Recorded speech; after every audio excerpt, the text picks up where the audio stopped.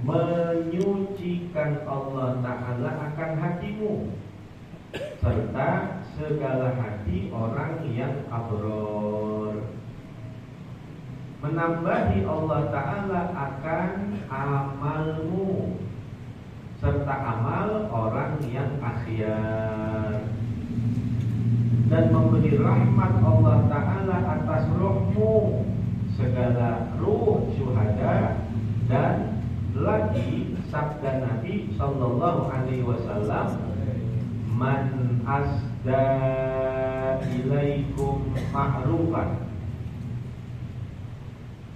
fakafi'uhu fa illam tastati'u fad'u lahu hatta tarau annakum qad kafa'tumu.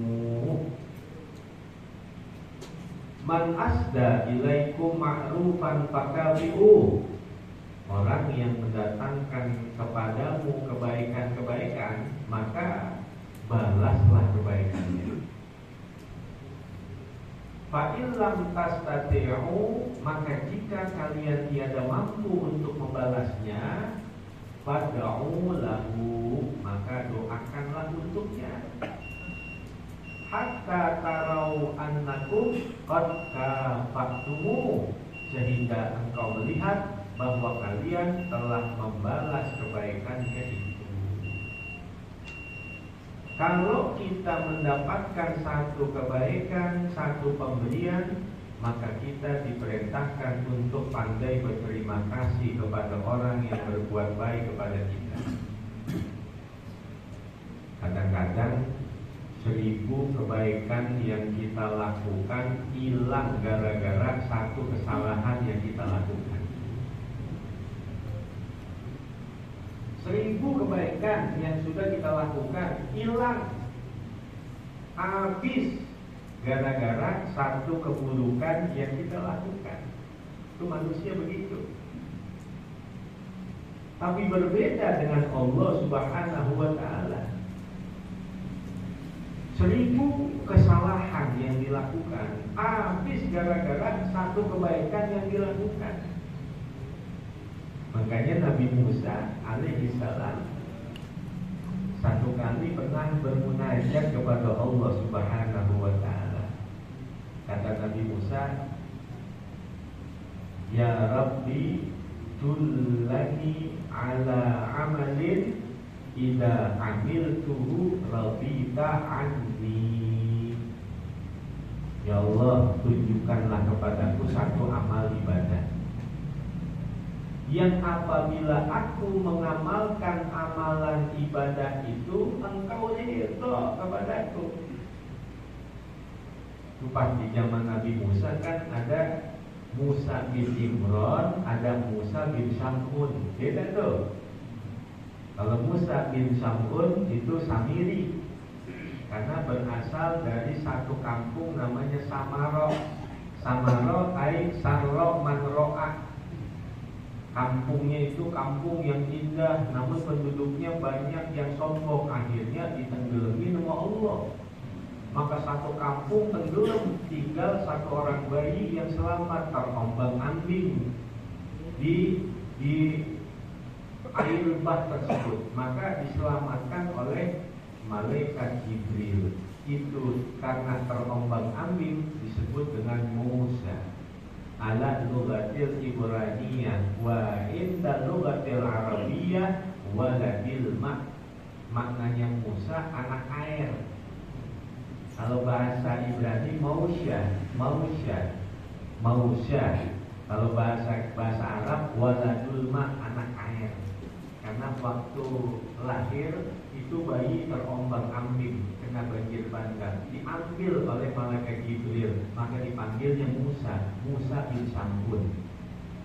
Begitu juga Nabi Musa bin Imran, ketika takut dibunuh oleh Fir'aun, diajutin kan di Sungai Nil, terombang-ambing di laut di Sungai Nil tuh, maka disebut juga Musa waladul ma', anak air.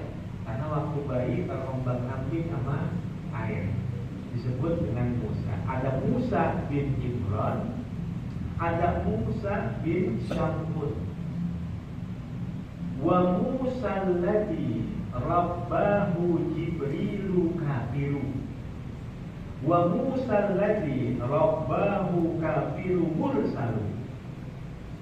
Musa bin Syamhun dari orang diurusin malaikat Jibril. Yang ngurusin malaikat Jibril, gedenya jadi kafir. Sedangkan Musa bin Imran dari orang diurusin orang kafir, gedenya jadi rasul. Mestinya kan yang cakep yang diurusin malaikat Jibril yang jadi nabi ya. Tetapi disitulah Allah Subhanahu wa Ta'ala memberikan satu pelajaran kepada kita bahwa tidak akan ada satupun manusia yang mengetahui akhir kehidupannya. Sehingga dikatakan yamutul mar'u ala ma 'asha 'alaih wa yuhsyarul mar'u ala ma mata 'alaih. Keadaan matinya seseorang apakah husnul khatimah atau su'ul khatimah itu tergantung dari dan bagaimana kehidupan yang dia jalani saat ini. Dan bagaimana keadaan manusia nanti di akhirat, apakah thariqun bil jannah atau thariqun bis sa'ir, maka itu ditentukan dari keadaan matinya. Matinya husnul khatimah atau su'ul khatimah. Itu buktinya Musa yang diurusin dari kecil sama malaikat Jibril, gedenya kafir dajjal. Sedangkan Musa yang diurusin dari orang kafir, malah gedenya jadi nabi. Nggak ada pengaruhnya sedikit tuh, nggak ada ngefeknya sedikit pun tuh. Dari orang diurusin sama orang kafir, ternyata gedenya jadi seorang nabi yang memiliki akhlak budi pekerti yang baik, yang menjadi pemimpin umat Bani Israel, yaitu Nabi Allah Musa bin Imran. Jadi Nabi Musa pernah bertanya kepada Allah dan meminta kepada Allah, ya Rabbi, dullani ala amalin idza amiltuhu radita anni. Tunjukkanlah kepadaku satu ibadah, satu amalan yang apabila aku mengamalkan amalan itu, engkau redha kepadaku ya Allah.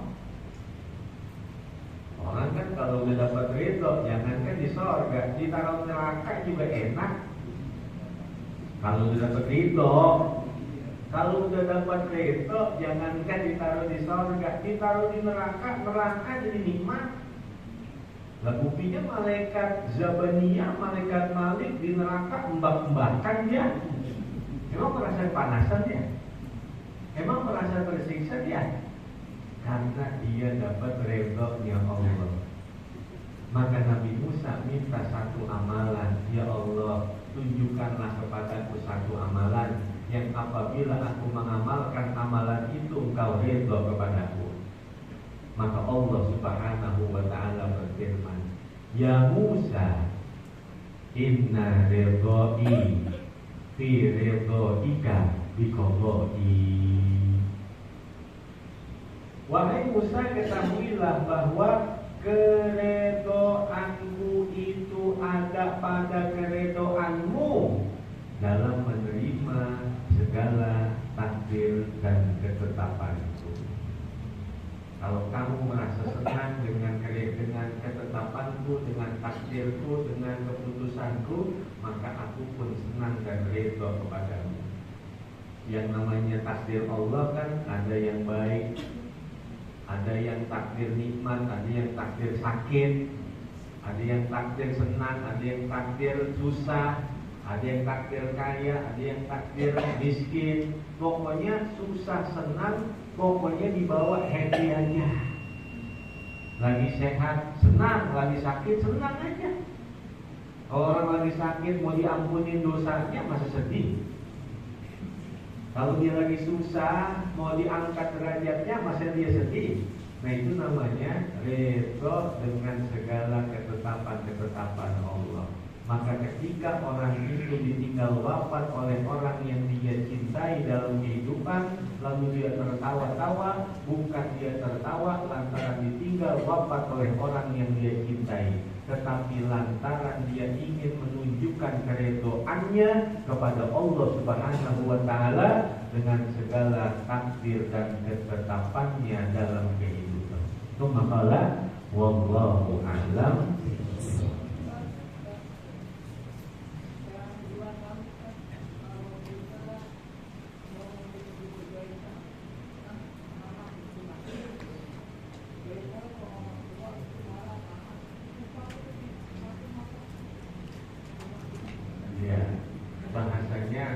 Bagaimana kalau orang tua mungkin dalam kitab I'anatul Talibin juz yang pertama pada mukadimah ada tuh, pada kitab I'anatul Talibin mukadimah itu lihat mukadimahnya ada 4 lembar atau 3 lembar ada. Ketika ada syair ya Hanan ya Manan ya Qadim al-Ihsan Bahrul Judik Maryan Judlana bil Ghufran, begitu kan? Rabbana nasta'fi Rabbana nasta'fi walana dhanun fi ya raja ahlal iman bin nabil ummi wa khadijah ummi wal batulil khatmi sayyidatin niswan. Ada kata ya Hanan ya Manan. Allah itu adalah zat yang maha memberikan kebaikan dan mengungkit-ungkit kebaikan.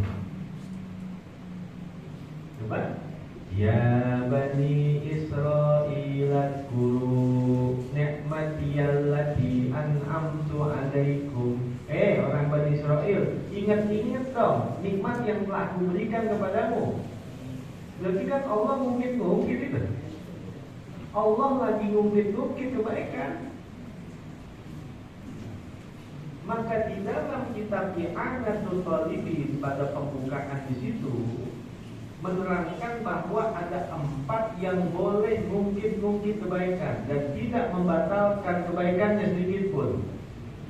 Yang pertama, yang boleh ngungkit-ngungkit kebaikan Allah Subhanahu wa Ta'ala. Allah mungkin kebaikan tadi itu. Udhkuru ni'mati allati an'amtu alaikum. Ingat-ingat dong nikmat-nikmat yang aku berikan kepadamu. Itu kan lagi mungkin. Allah boleh mungkin. Yang kedua, Nabi boleh mungkin kebaikan. Kata Nabi, lah kalau bukan saya, nanti kenal Allah atau kagak? Begitu. Nanti di yaumul kiamat dia memberikan syafaat siapa? Wala fakhor. Hanya nggak bermaksud menyombongkan diri, cuma kalau bahasa kita ingat apa ingat? Ingat. Yang nunjukin jalan menuju Allah siapa? Yang menunjukkan keselamatan, yang menerangi kehidupan siapa? Nabi. Nabi boleh mungkin kebaikan. 2. Yang ketiga, guru boleh ngungkit kebaikan memurid. Itu guru ngomong, lu kalau kata gua, lu bisa lu hiburan. Lu kalau kata gua, lu bisa lu sholat. Hah? Lu kenal Allah. Guru boleh mungkin. Bahkan kata Al-Imam Al-Ghazali, itu beliau sampai mengatakan, kalau guru itu menyelamatkanmu dari api akhirat, sedangkan orang tuamu adalah hanya menyelamatkanmu dari api dunia. Abul ibadah khairun wa aula min abil wiladah. Gurumu lebih didahulukan daripada orang tuamu. Maka guru boleh mungkit-mungkit kebaikan. Yang keempat, orang tua. Orang tua boleh mungkit-mungkit kebaikan dan tidak membatalkan kebaikannya sedikit pun. Bahkan ketika orang tua mungkit-mungkit kebaikan, itu justru mengingatkan anak supaya berbakti kepada mereka. Jadi 4 yang boleh mungkit-mungkit: Allah, Nabi, orang tua, dan guru. Itu yang boleh. Itu ya, makalah wallahu.